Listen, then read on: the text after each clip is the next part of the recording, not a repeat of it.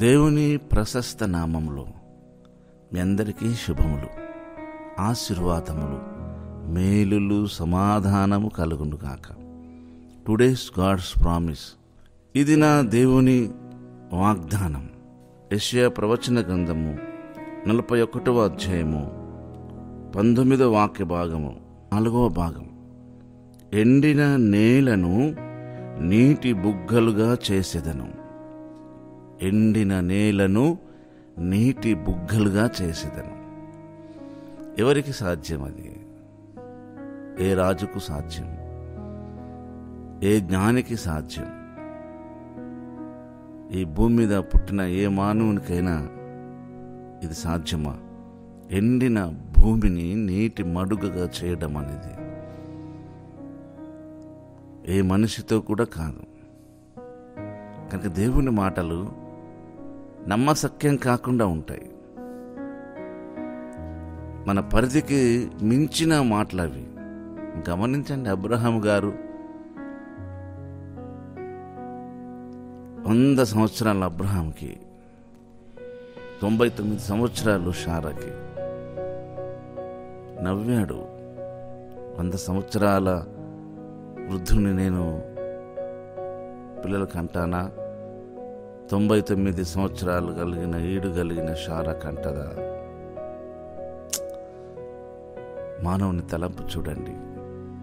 ఇవన్నీ ఎందుకు రాయబడ్డాయి బైబిల్లో అంటే, మనమును అలాంటి మనస్తత్వం కలిగిన వాళ్ళమే. అబ్రహాం అంతటి వాడే, శారా అంతటి వాళ్ళే.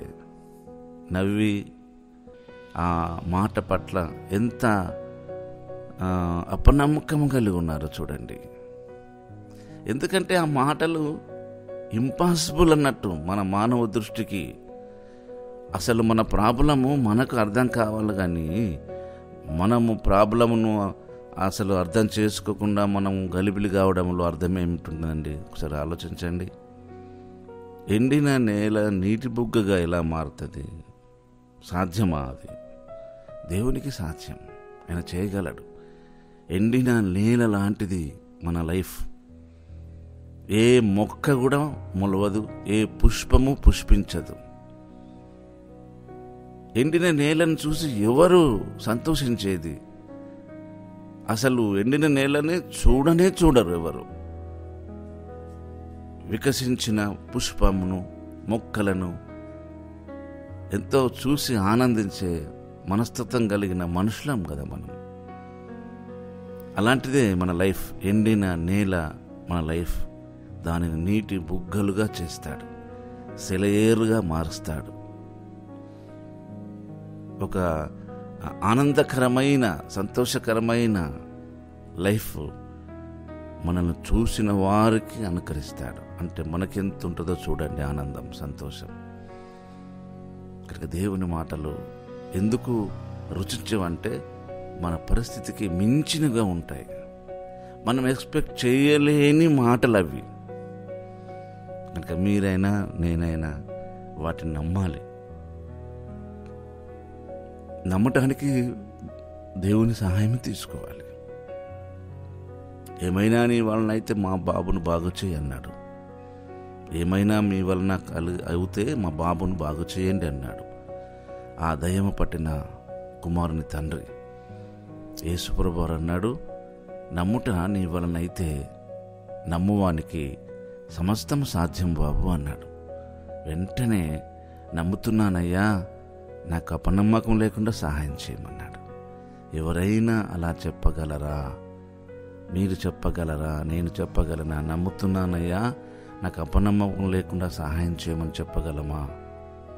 అది సిన్సియర్ ప్రేయర్, రిక్వెస్ట్, యథార్థమైన రిక్వెస్ట్, ప్రేయర్ రిక్వెస్ట్. నా లోపల, నా హృదయంలో ఏమున్నదో అదే చెప్పాను దేవునికి. నమ్ముతున్నాను, అపనమ్మకం లేకుండా సహాయం చేయండి. నమ్మకం దగ్గరే అపనమ్మకం. అద్భుతం జరిగింది. ప్రియ సహోదరి, సహోదరుడా, మీ జీవితంలో అలాగే జరుగుతుంది. యథార్థవంతులకు ఆయన ఏ సహాయం చేయకుండా ఉండలేడు. కనుక నీటి బుగ్గలుగా మార్చే దేవుణ్ణి నమ్మిన నీవు ఎండిన నేలగా ఉండడానికి అస్సలే దేవుడు ఛాన్స్ ఇవ్వడు. నిబ్బరం కలిగి ఉండండి. ఆయన కార్యం ఆయనే నెరవేరుస్తాడు. పరిశుద్ధుడు అయిన తండ్రి, నీకు వందనాలు. మమ్మల్ని ప్రేమించి మాకిచ్చిన ఈ మాట కొరకు స్తుతి చెల్లిస్తున్నాం. నమ్మదగిన దేవుడు, చేయి విడువని దేవుడు, నీ కార్యంలో మా ఎడల సఫలపరిచే దేవుడు, మీకే మహిమను చెల్లిస్తూ యేసు పరిశుద్ధమైన నామములో ఈ ప్రార్థన అడిగి వేడుకుంటున్నాము తండ్రి. ఆమేన్.